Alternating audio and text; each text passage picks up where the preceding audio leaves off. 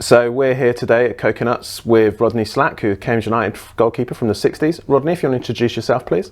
Yes, Rodney Slack. I came to Cambridge in 1962 and I played for them until 1970. I played over 360 games for them. Missed a lot, quite a few, because of, I broke my leg and various things like that. So, but anyway, obviously we're here today to talk about all these different footballs and boots and God knows what, which we'll tell you all about later on in the interview. As well as playing for Cambridge United, obviously you also played for Leicester. Yes. Obviously you was understudy to a famous goalkeeper. I was, yes, poor boy, Gordon Banks. I was unlucky really because I'd already been there 2 years when Gordon came from Chesterfield. But he was a lovely lad, and I used to babysit for him. Gordon, he had two children, and I used to babysit for Gordon.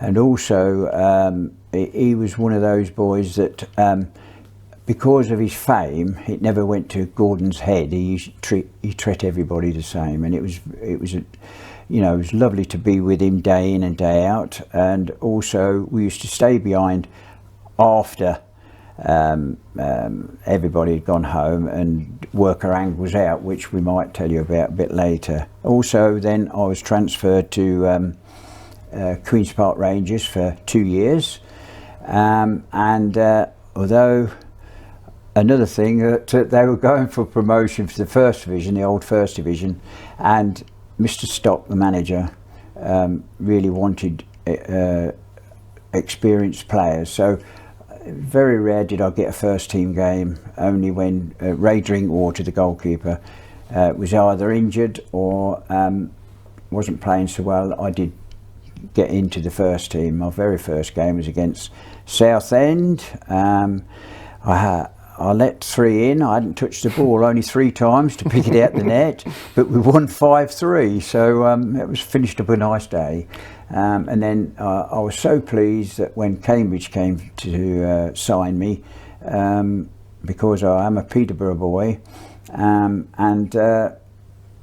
when Alan Moore and Mr. Proctor came to sign me, they came down to see me play, and I let 9 in that night for Queen's Park Rangers. We lost 9, believe it or not, and I thought my chances had gone, although I didn't really know anybody was watching me until the next day when the telephone went and Mr. Moore wanted to sign me. So I'm indebted to Alan Moore, because they have been the nine best years of my football. I do, During that period of time at Cambridge United, you was obviously voted Player of the Year 3 years consecutively. Yes, I was voted 4 years, 4 times I got the Player of the Year, but I understood that as I'd got it 3 times, they thought that was probably enough at the time, the manager. So, but anyway, I did find out I got it 4 times. But anyway, 3 times I've got 3 lovely trophies in my house, and I'm very honoured to have them. And that's the reason that I got on well with the supporters, because in those days it was the supporters that chose the Player of the Year. And as a younger fan, talking to people of the older generation amongst the Cambridge United fans, one of the names they always mention is yours as a goalkeeper that they really enjoyed watching. So obviously you're still it's thought of high regards around the Abbey, and obviously you're here regularly, which is quite nice to see, isn't it, as well? Yeah, sorry. Absolutely. The thing is, even now, and it's almost 50 years when I was playing for Cambridge United, and even now, out in the town, or if I happen to go shopping with the wife, people still recognise. Very rare, they still recognise, come up to me, and it's the older generation, not the younger ones. I don't expect the younger ones to, because I've got grandchildren older than some of them. So, but anyway, yeah, it's very nice, and that's one of the reasons possibly I stayed in Cambridge, because I got on very well with the supporters. But in those days, we did mix with you supporters. Yeah, you was telling me earlier, wasn't you, off camera, about how your typical what happened after a match used to come in a supporters club where we are now, kind of congregate with the fans, chat with the fans till a certain time. Absolutely. There was no bar at the ground, rather, you know, under the dressing rooms like possibly is now, but if you wanted to drink, it was either the Globe across the road or here with the supporters. But I always got on well with the supporters. So 3 or 4 of us had always, after the game, come over here, and my wife wouldn't expect me back until about 7:30 on the Saturday evening. And but it was crowded. The supporters club was crowded because in those days there wasn't as much football on the television, and that's one of the reasons that possibly the gates are probably not as high these days as they were when I played here. You know, because if we played such as your Chelmsfords or your Yeovils in my day, if Yeovil came here now as a league club, you would probably get your 4,500 thousand. But when Yeovil came here, when I played here, we would be surprised if we didn't get 6,000. And that because there wasn't so much football on the television. You know, Sky Sports is definitely sport. You know, has taken a lot of money away from the smaller clubs. And you know, if it's not a very nice day on a Saturday these days, you know, you can stop in because there's everything on the television. You know, but. And who did you make your debut against for Cambridge? Can you remember? Clacton. Can you remember the score? 4. I think we won 4-0 against Clacton at Clacton. But what surprised me was that when we got to Clacton that day, and it was a very sunny day because, you know, August day it was, but in those days, when we got there, there was 3 coach loads of supporters. It was incredible. I mean, you know, and you're talking about who was in the Southern League, and there was 3 coach loads, you know, nice. And they all wished us the best of luck. And I used to try and get as many complimentary tickets as I could for the supporters. I used to collect them from the lads on away trips. I used to. Dish them out? Yeah, and dish them out, to go out and quickly dish them out to the supporters, and which you was entitled to if you'd given your time up to. Don't forget, it's your money that was paying my wages. So you know, I did appreciate that. And we were talking earlier, weren't we, over a cup of tea about what it used to be like playing at the Abbey back in the day. Do you want to describe kind of how it felt? And for instance, you was telling me about the lads that used to sit on the wall and fall off at the away end. Yeah, well, when I first signed for Cambridge United, where the big stand is now, we used to just have a little wooden shack it was when I came, and leading up from the main gate to that stand used to be railway sleepers. What was for the terracing was railway sleepers, and I saw the first half of the stand go up, and then obviously the other half went up, I think 2 years later. Then we suddenly had floodlights, and everything was coming true what Alan Moore, the manager at the time, had said to me about what they wanted to do at Cambridge. And the director, Mr. Proctor and Mr. Woolley, they were saying that they wanted to build Cambridge up to try and get in the league, and I really believed them, and it proved to me after 2 or 3 years that that's exactly. They were big workers. The trouble was, when I first came to Cambridge, I heard that Cambridge City was the better of the 2 sides. But while I was here, and you've got to remember I was here for near enough 9 years, I saw that the reason that Cambridge United overtook Cambridge City is because the directors and supporters all worked together. Were ambitious? Absolutely. They stayed exactly what they said to me. The only unfortunate thing is when I signed, I did say I just got married and I wanted a house or something to live in, obviously.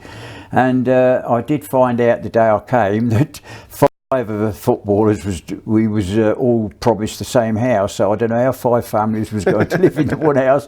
But anyway, eventually I got my way, and I got the house on Newmarket Road, not the one I'm in now, but only 3 doors up. And the gentleman who owned the house rented it out to the football club, and then decided that he was going to sell it. So that's when I bought my house in the 60s. But no, Cambridge was always an ambitious club and always worked hard, always. And it was nothing for us footballers, some of us, to come over the road here on a Sunday, and the directors were working on the terracing.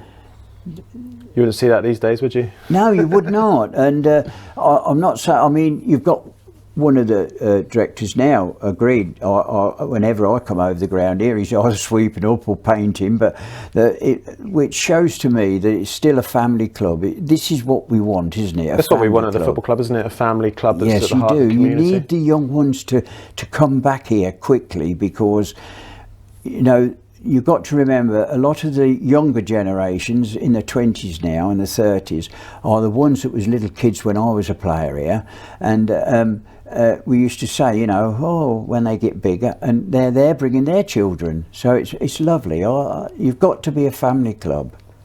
And we've got some artefacts here today of us, haven't we, from your time playing here at the Abbey. And we're going to talk about the comparisons of your kit and how it's changed and how goalkeepers have more protection these days. Yes. Obviously, you was telling me when it was a dry game, you didn't wear gloves. No. My grandchildren, and one of my grandchildren, my grandson, he played for Bury St Edmunds and Sudbury as a goalkeeper, and he couldn't believe that I never wore gloves with a dry ball. But also, when I showed him the gloves that I wore when we had a wet ball, he couldn't believe it. And we've got some gloves here, haven't we? Your original gloves? Yeah, they're the original ones. Look, just hold them up to the camera. Yeah. Them gloves there, look, I've been crocheted by a lady in Leicester who used to do them for me and Gordon Banks. Me and Gordon Banks, for a wet ball, used to have these gloves. We used to try, you know, lots and lots of different gloves for a wet ball, policeman's gloves and so on, you know, big woolen ones. But the lady... when you feel them, Rodney, they feel a bit like as if they'd absorb the water. Obviously, would they get soggy and then you wouldn't be able to grip the ball? No, never. They never got soggy in that, but... The thing is, in today's gloves, we've got today's gloves as a comparison. I remember playing in a charity game here for Bobby Robson one night, and I hadn't got no gloves. And I asked Malcolm Webster, who was the goalkeeper for Cambridge United at the time. I said, Malcolm, can I borrow a pair of your gloves? And he said, of course you can. And I could not believe those gloves to mine. I honestly, I mean it. I don't want to be nasty to the goalkeepers of today, but I really, that night when I played in that charity game, I couldn't see how I was ever going to drop a ball, and it was a wet ball as well, and they're just like wash leathers. Absolutely brilliant. Lots of protection on your fingers and hands as well, isn't there? Lots of padding. Absolutely. Yeah, brilliant protection. They were compared to my compared to your crocheted ones. Yeah, bless their hearts, but never mind, they did the trick, didn't they? They did indeed. But we didn't have a pair of gloves when it was wet. Obviously, we've got a pair of football boots here as well that were yours. Yeah. Oh dear. Do you want to talk us through them as well? You're going to laugh. It takes. I've got to lift them up with 2 hands. That's how heavy they are. Look. The old boots with the big heavy toe caps. The men of who's in their 60s, 70s and 80s now will remember these boots. If you ever got kicked with them and you didn't have shin pads on, you'd know about it. You did know about that, and there wasn't many times you didn't have to go to Addenbrooke's Hospital if you got a good kick with them. Did you ask for toe caps in case the strikers stand on your toe? No, I didn't mind. But and also, look, we only had that one type of stud. Okay. And as the years gradually went on while I was here, they invented like a screw-in stud, which the younger generation will know about, and you had a rubber stud that you could screw in for when the ground was icy. But when I was at Leicester on the ground staff, I started on the ground staff at Leicester as a 16-year-old boy, and I had to do the boots for the first teamers, and they were built up. The studs was built up, look, little rings of leather. And so when it was an icy day, what they used to do, they used to take the top ring of that stud off, right, which left 3 nails sticking through. Make you walk across the pitch. And so God only help them if they went down your sock or your leg. But that's the difference today. Look, that's the boots that I started with in the 50s. But obviously got a little bit better. They're all now colourful, aren't they? Like wearing slippers. They weren't colourful like that, but and they weren't as comfortable as them. But look, they're like a carpet slipper. Look, I mean, oh crikey, oh, nice and lightweight, aren't they? It's incredible, and I mean, imagine playing football in them. I'm sure they don't realise that you can't blame a footballer today, you know, to blame his boots or blame his gloves as a goalkeeper, because they've never known nothing else, you see. I appreciated, because I played when things was like that, or boots was like that, and started to get a bit better when I finished. I retired from football. When I left here, I went to Bury St Edmunds, and I had 2 lovely years at Bury St Edmunds. We just got into the Southern League, and I had decent boots in them days, but they were the boots as the boys wear today. I mean, look at that. That's like a pair. And the studs on the bottom are so different as well, aren't they? Got a mixture there. Oh, absolutely. They're absolutely brilliant. I don't honestly.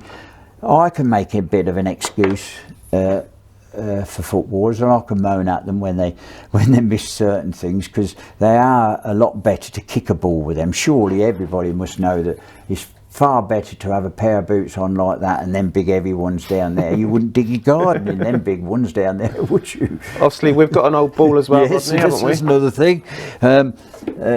Look at the lace-up ball look, and luckily for me, being a goalkeeper, I never had to head the ball. Now, I've seen some of my own defenders, when we've been waiting for a corner to come over in the days of this football, when we've been waiting for the ball to come over, he's come up to me as standing on the goal line, and he's had the marks of that laces on lace down his forehead. So we know he's headed the ball properly. You know, that's the only excuse we could make for him. You know, if we wanted to take the mickey out of him, we could say, you know, oh, you did at least head the ball correct. What was the ball like to handle as a goalkeeper when it was wet? Very heavy, very heavy. Luckily for me, although I was very tiny as a goalkeeper, very small as a goalkeeper, and that was obviously one thing that let me down a little bit as regards making the top grade, because I didn't make the top grade, but then I was unlucky that the 2 clubs I played for before Cambridge, they had 2 better goalkeepers possibly than me, and so that's one of the reasons. But I wasn't very tall, and the point is, they didn't mind me when I came to Cambridge not being very tall, because if I was doing my job properly, why worry? Brian Clough, Bobby Robson, they had small goalkeepers, and they didn't mind as long as the goalkeeper was doing his job. And I felt I was doing my job here, because the only reason I did my job here, I don't mind admitting it, is because I got on so well with the supporters. You know, I mean, I came over here regular, and met with them, because as you know, I lived across the road. Almost became part of the furniture. Absolutely, absolutely. I loved it. I did. And when it come to finishing your career, yes, we were talking earlier about your antics as a player back in that day that you wouldn't dream of these days. In terms of a lot of players used to come in the bar and drink. Yes. You obviously used to like a good smoke. Yeah, so you after a game used to go home, didn't you, and have a good smoke?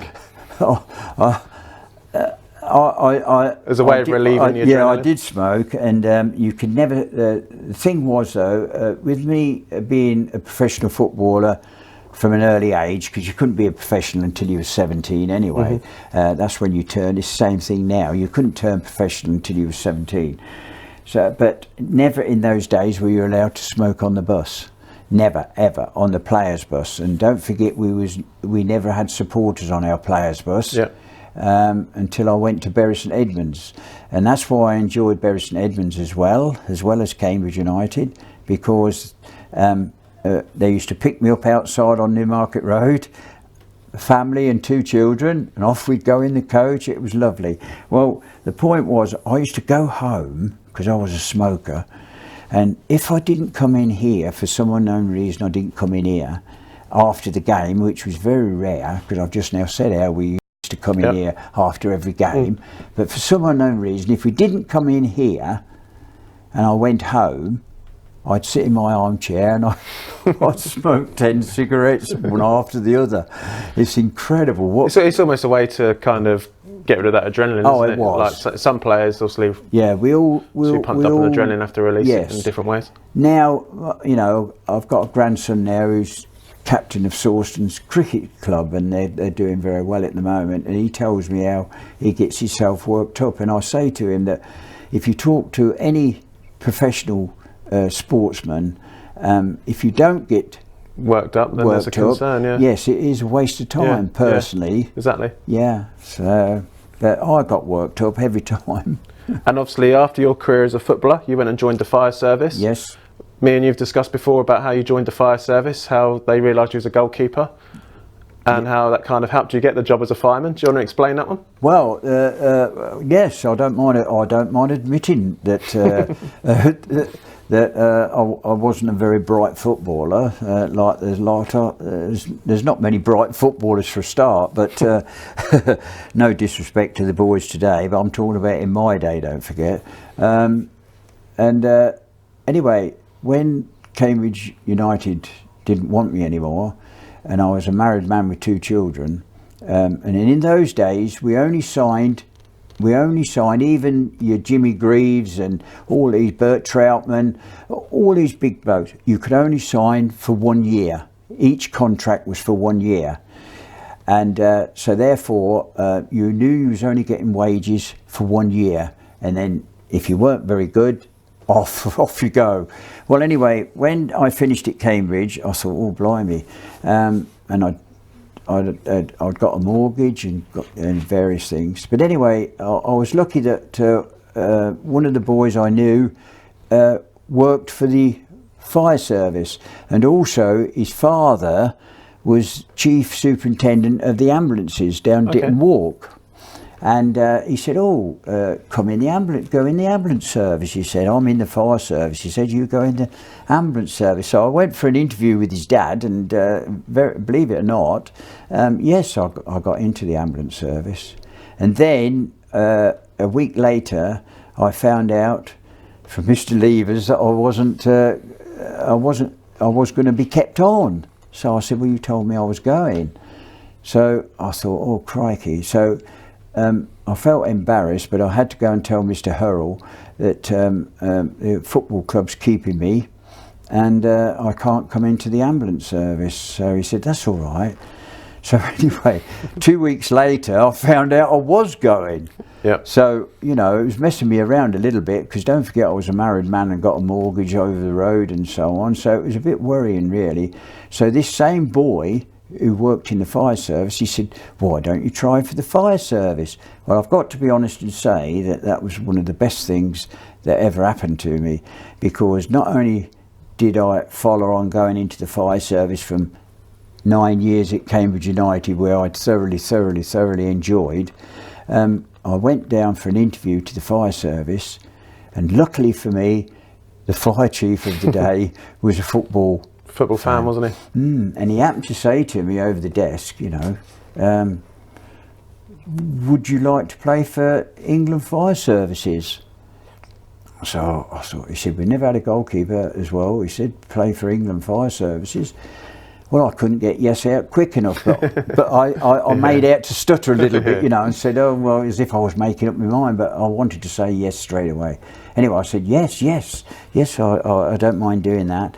And from then on, the story tells itself. I did over 20 years in the fire service. I found out I'd got the job, and I thanked him very much. And they looked after me in the fire service, because at that time I'd had a lot of trouble with my legs as a footballer. I'd had all my cartilages out.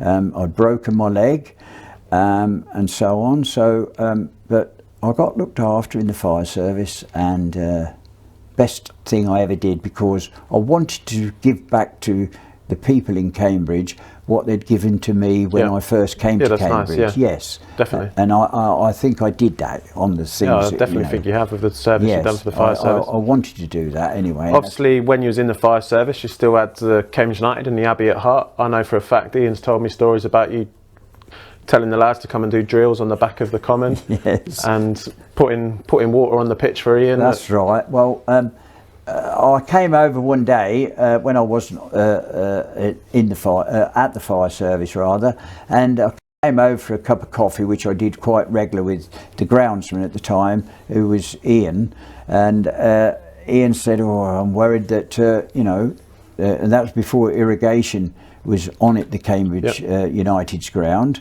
And he said, "Oh, look at the pitch drying up," and it seemed to be drying up while we was looking at it. So I said, "Oh, never mind, Ian, leave it to me." And the next day I went to see the one of my officers, and I said, "Could we do a fire drill using pumps to lift water out of the lake on Coldham's Common?" I didn't actually say the lake nearest to the ground, but there is only that one lake, which is quite close to Cambridge United. Indeed. So I said it'd be a good idea for us to do a water drill on there. Well, he never even give it a second thought. He must have thought, well, there's something going on here, because I wouldn't normally have asked him to do things like that. So he said, good idea. So in the end, I came up here with the fire crew. And don't forget, we were still on duty, remind you, because many a time after we'd set it up and was drawing the water out of the lake, and we'd be halfway through and we'd get a call, and we'd have to make up and off we go. But I did this quite a lot for Ian, and the old boy, he's always been one of my friends and mates ever since. He's still at the ground now, and I still have. He's just done 40 years now here as head groundsman, hasn't he? I still have a cup of tea with him. That's good. So that's what I used to do. I used to do fire drills, but yeah, it was good. Anything I could do for Cambridge United. I mean, don't forget, Cambridge United gave me a testimonial after 5 years, because in them days, I don't know today what they do today.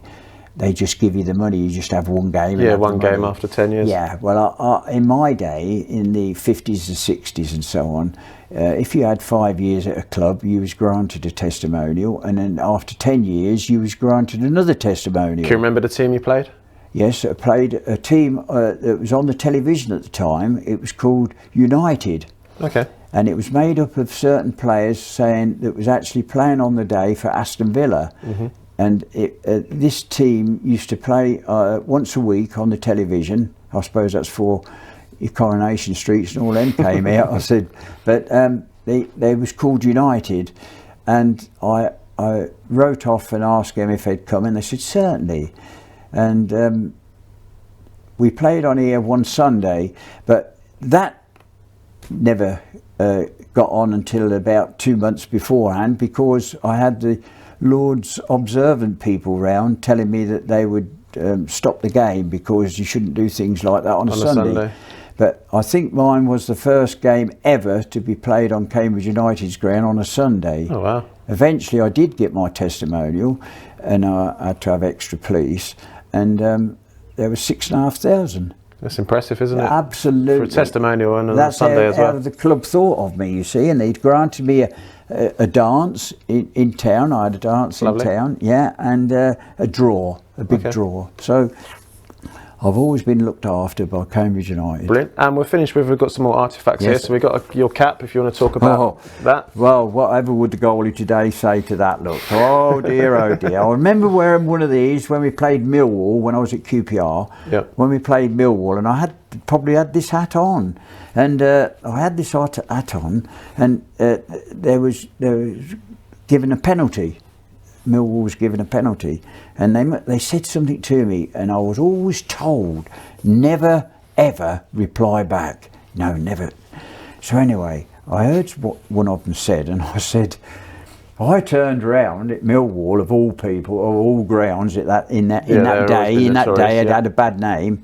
And I turned round and I said, well, it's a good job you don't stop the ball with your mouth, or we'd lose the ball. Well, that was what I should never have said that, because they were waiting for me after the game. But I put that on again when I went out after the game, and I pulled it right down over my eyes like that, and I took the skip out, with all the kit in. But the goalies had laughed today, because I know from my grandson. What they wear nowadays, and also this is my original jersey, which Cambridge United have got, which the older people generation will know, was the only goalkeeper, and the goalkeepers of today will laugh when they see that and they won't believe it, but that's the only jumper we used to have in them days, with a roll neck. And there's no protection on the arms or anything, is there? Either? No, there was nothing. No, that was lovely in the winter. A nightmare in the summer, but a nightmare in August and September. That was the original, and obviously all these things are in our nice museum here. That's another thing Cambridge United's got. We've got a museum here, which is worth anybody who's ever close to Cambridge United to come and have a look at. Because it's really, really, really And we've also got a comparison of goalkeeper jerseys. If you want to hold that one up, that's today's current goalkeeping jersey. The gentleman side of me, look, he went and got this from the shop, and that's the up to today's goal. Obviously, it's got a fancy pattern on it. How do you feel about that? I'd love to wear that. Yeah, it's lovely and soft, isn't it? It's no good me wearing it now at my age, but it wouldn't fit me now. Protection on the arms as well. Oh, look, it's lovely, isn't it? It's amazing, isn't it, how far kit's come along in terms of... Well, it's like everything else, isn't it? It's like cars, your cars of... I used to have a little... When I very first went to Leicester, I had a little van, a little Ford van, I brought brand new for £560 for a new van. It was a little Ford van, and because it never had windows in, you saved the tax on it, a certain tax on it. So, but things have changed. But I will say one thing: the ball has changed as well. Like I said, with this ball, look, the only thing sorry, Rodney, there's a lot more protection for goalkeepers these days as well, isn't there? Oh, absolutely. Just in general, I mean, they're more looked after by the referee and stuff. I was as well, only, as you know, I'm not very tall, am I? I'm only 5'10". 5'10". I used to. When I used to have to fill in forms, I used to put 5'11.5". But the thing was, I got hammered. I did really get hammered. I remember playing for Cambridge United, and it was very important that we beat them. And we was drawn against Bedford Town in the FA Cup. And believe it or not, they had a centre forward who came to Cambridge later, a boy called John Fahey, and he was a big lad, he was, and centre forward. And we played Bedford in the FA Cup, and we got to win it really to get more money for the club and so on and so on.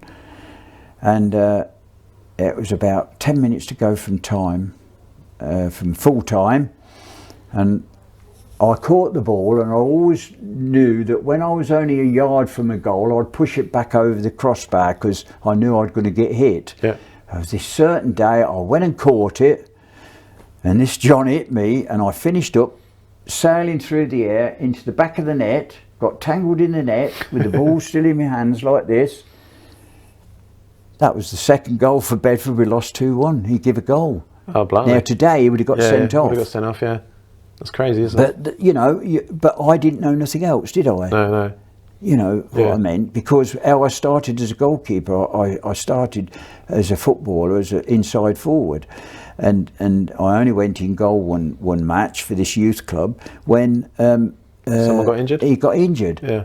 And I went in goal, windy day it was, and I went in goal and I thought, this is all right, not running around, this is good.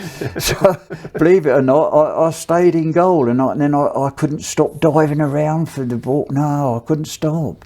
And that's how I could become a goalkeeper, by filling Obviously, talking of diving around, there's that famous picture of you How many takes did that take? Oh, well, we'd got to, I'll pick this ball up, look, and we'd got to about 14, this was from the Cambridge Evening News, the professionals with the cameras, and they came at the club, and this was for my testimonial, and I had to dive. They were throwing the ball about 14 times, they threw the ball like that, and I'd got to dive and catch it. And the ground was pretty hard that day. Yeah. Anyway, we'd done it about 14 times. Not once did I do it properly for them, you know. Yeah. So in the end, what we did, we thought a better idea. They held the ball like that and then took off like that. And that's how we took the how you got picture. the photo. So I had the ball in my hand. I thought that was just a myth, so I'm glad we've put that one to rest. Everybody says you caught that well, Rodney. I don't like to say to them that we cheated. Lovely. Thanks for your time, Rodney, anyway. Yeah, well, thanks very much for asking me to go through it. I hope that whoever listens to this or whatever, you know, that they realise, the young boys do today, that can I just say one thing, that if you want to be a footballer, I think you can become a footballer, but you must try and try and try. Whatever you do in training, in other words, when you're messing about with your mates and everything, playing football, whatever you do in them games, you do on a match day. So don't be silly and do silly things in training. Do the proper thing. Can I just say one little thing, that I was known for diving down at their feet, because I wasn't very tall, and taking a chance that way, and that's why I had so many injuries. But what I was going to say is, one day I got a habit of, when I was training, of stopping the ball with my feet. And do you know, that happened to me in a match, and I gave a goal away, and that stopped me doing it from then onwards. So in other words, what you do in training, you do on match days. Yeah. Definitely. And that's in every job, not just football, but in any job, doesn't it? That's what my dad said to me anyway. Indeed. Thank you, Rodney. Yeah, thanks very much. You're Thank welcome. you. Well, good time.